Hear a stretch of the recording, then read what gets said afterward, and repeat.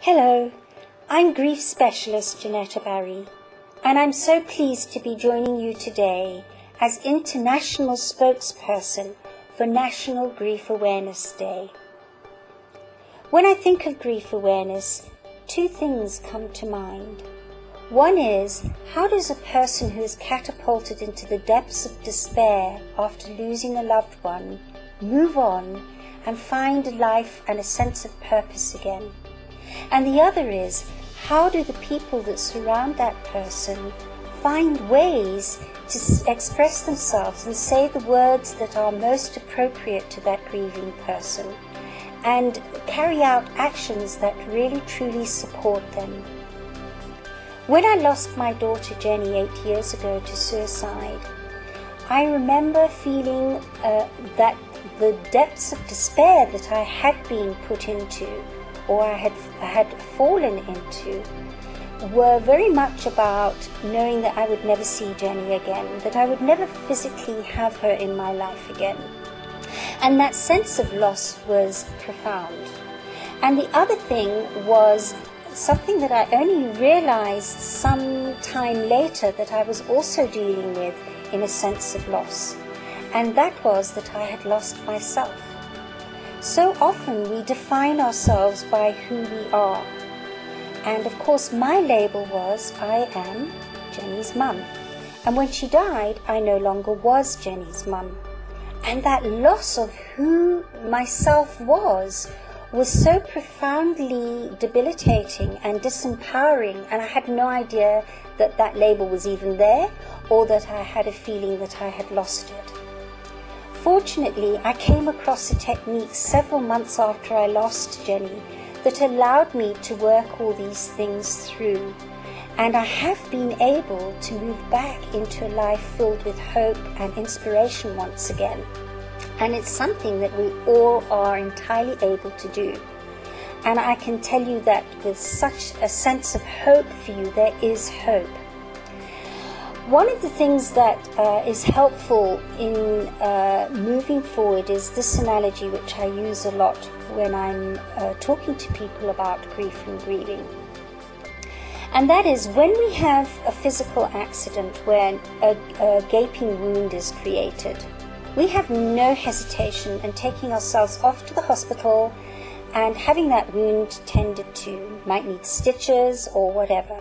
If we got to hospital and said, you know what, time will heal this happening, this trauma I've had, this injury, and I'm not going to do anything about it. I'll let time and space sort it out. You can imagine what the variables are with that, because infection can get in, and it just complicates things by just leaving things be.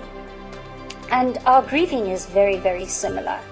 We are wounded when we lose a loved one. There's a wound there. It's an emotional and mental and spiritual wound, and to some extent even a physical wound. There's a wound there.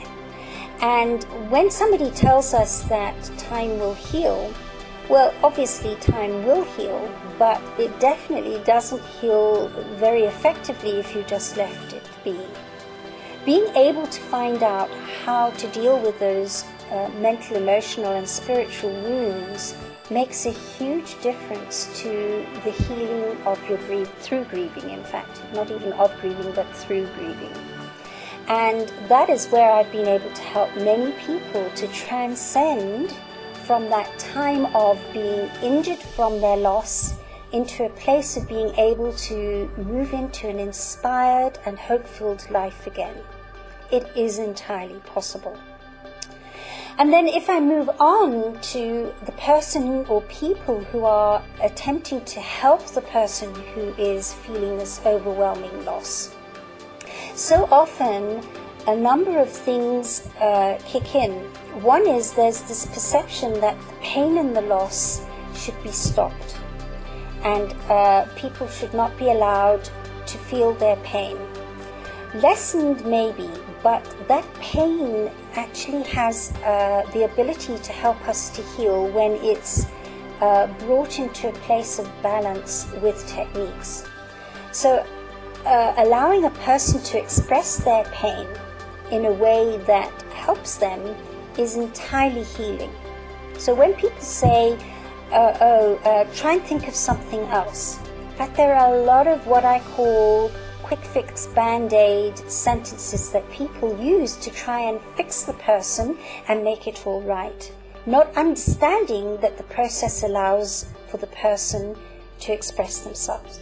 So statements like, you must get over it, or you must be strong for others, or rationalizing, God needed another angel in heaven, you can always have another child, you're young enough to always meet somebody else, or you'll always meet somebody else. All those quick fix band-aids don't work. And they don't work because when a person is in a place of grieving, their sensitivity levels are very high. They're dealing with peaks and valleys and lows that are just so overwhelming. So what is done and said to them is very, very helpful or not helpful.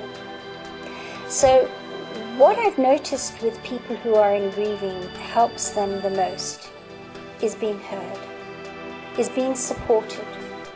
Those two, the support and the hearing, make all the difference. So words like, I have no idea how you must be feeling, but I want you to know that I am here to support and love and back you as you work through all of this. And anything you need me to do, whether it's the shopping or to lend an ear or to just sit and be with you, I am here for you as I learn to understand what your pain and what your feeling is all about. Then the person feels as though they have an earpiece. They feel supported. They don't feel as though they're being fixed. They feel as though there's someone out there who is understanding what it is they're dealing with. So to end off, I would like to extend you a helping hand to living a life filled with acceptance, grace, and love once again.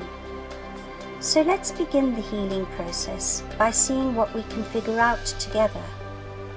By visiting my website, you'll be able to download a free document on what to say to people who don't understand your grief and what to say to a person who's suffering heartbreak from loss, as well as having the opportunity to personally chat to me online. I especially look forward to meeting you.